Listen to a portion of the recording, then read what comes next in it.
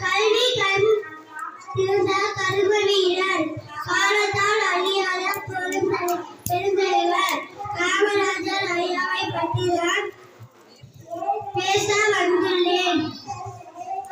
அவரது ஊர் விருதுநகர். அவரது பெற்றோர் குமாரசாமி, சிவகாமி அம்மாள் ஆவார்.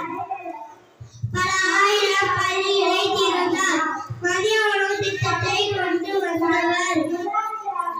2 பரம்பரைகளை உருவாக்கிய கொடுத்தார். அவர் தமிழ்நாட்டை ஆட்சி செய்த காலம் இதுவரை பொற்காலம்.